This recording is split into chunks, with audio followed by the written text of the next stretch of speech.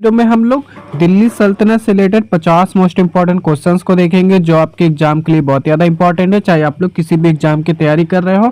आज हमारा complete GS course का डे 6। यदि आप लोगों ने डे 5 तक की वीडियोज को नहीं देखा है तो आप लोग देख लेना, ताकि आप लोगों से एक भी जीके जीएस का टॉपिक मिस ना हो। तो चलिए आज की इस वीडियो में हम लोग देखेंगे 50 मोस्ट इंपॉर्टेंट क्वेश्चंस।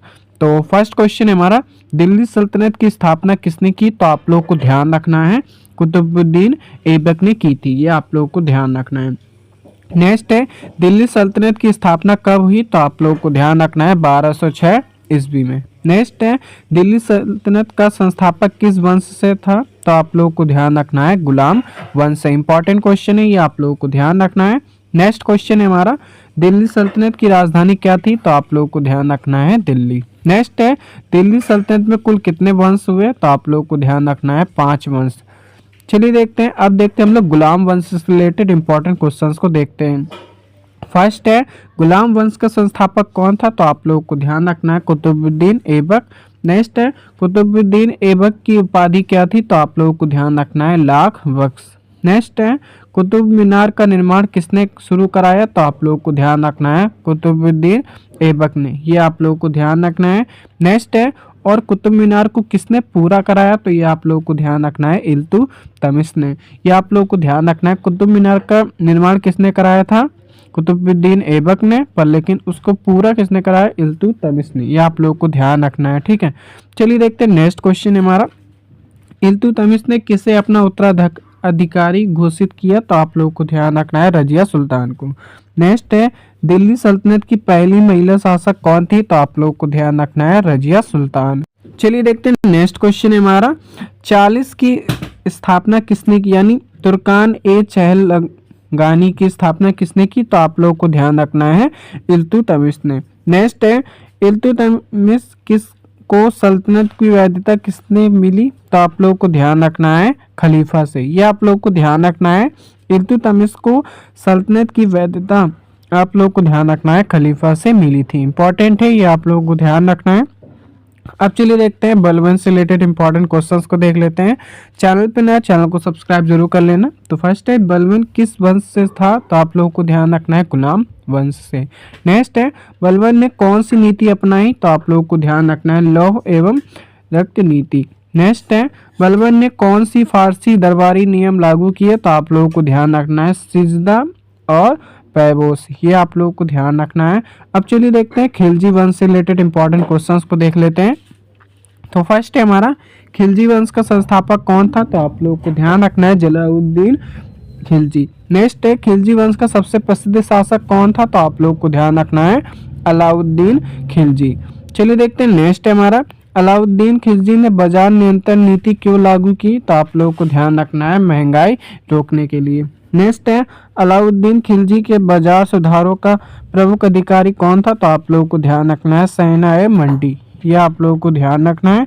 चलिए देखते हैं नेक्स्ट है हमारा, अलाउद्दीन खिलजी ने दक्कन में किसे पराजित किया? तो आप लोगों को ध्यान रखना है देवगिरी के यादव को। नेक्स्ट है, अलाउद्दीन खिलजी का सेनापति कौन था? तो आप लोगों को ध्यान रखना है मलिक काफूर, ये आप लोगों को ध्यान रखना है। चलिए देखते हैं नेक्स्ट क्वेश्चन है हमारा, अलाउद्दीन खिलजी की भूमि राजस्व नीति क्या थी? तो आप लोगों को ध्यान रखना है उपज का आर यानी 50%। चलिए देखते हैं, अब देखते हैं हम लोग तुगलक वंश से रिलेटेड इंपॉर्टेंट क्वेश्चंस को देखते हैं।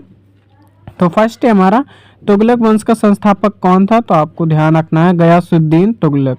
नेक्स्ट है, मोहम्मद बिन तुगलक की राजधानी परिवर्तन नीति क्या थी? तो आप लोगों को ध्यान रखना है दिल्ली से दौलताबाद। नेक्स्ट है, टोकन मुद्रा किसने चलवाई? तो आपको ध्यान रखना है मोहम्मद बिन तुगलक ने।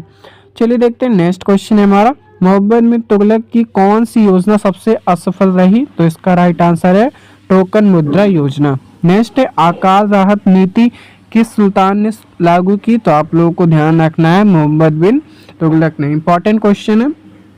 नेक्स्ट है, तुगलक नामा की रचना किसने की? तो आप लोगों को ध्यान रखना है जियाउद्दीन बर्नी ने। इंपॉर्टेंट क्वेश्चन है, ये आप लोगों को ध्यान रखना है।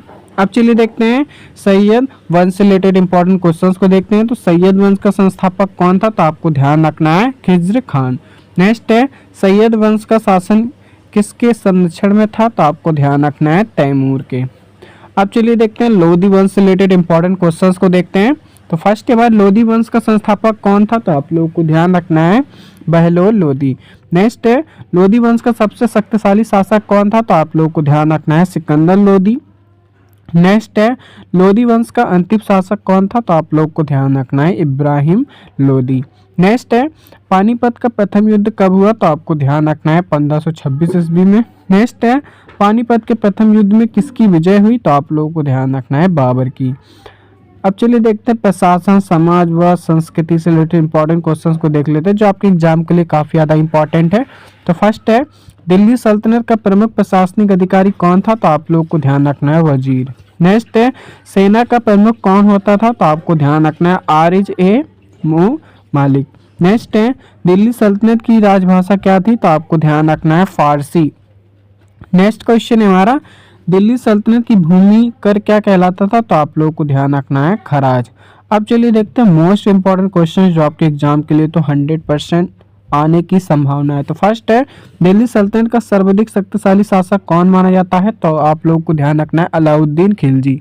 नेक्स्ट है किस सुल्तान को रक्त और लोहे की नीति के लिए जाना जाता है, तो आपको ध्यान रखना है बलबन को।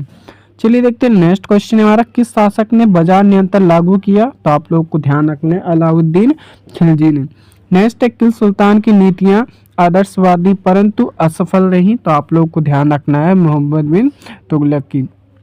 चलिए देखते हैं नेक्स्ट क्वेश्चन हमारा दिल्ली सल्तनत का पतन किसके कारण हुआ, तो आप लोगों को ध्यान रखना है इब्राहिम लोदी की हार कारण। नेक्स्ट है दिल्ली सल्तनत का अंतिम वंश कौन सा था, तो आपको ध्यान रखना है लोधी वंश। नेक्स्ट है दिल्ली सल्तनत की सबसे बड़ी उपलब्धि क्या थी, तो आप लोगों को ध्यान रखना है सुदृढ़ प्रशासनिक व्यवस्था। ठीक है, सुदृढ़ प्रशासनिक व्यवस्था ये सबसे बड़ी उपलब्धि थी दिल्ली सल्तनत की। नेक्स्ट है किस काल में दक्कन विजय हुई, तो आप लोगों को ध्यान रखना है अलाउद्दीन खिलजी काल में। ये आप लोगों को ध्यान रखना इंपॉर्टेंट है। नेक्स्ट है दिल्ली सल्तनत में इकनर प्रणाली किससे संबंधित थी, तो आपको ध्यान रखना है भूमि प्रशासन से।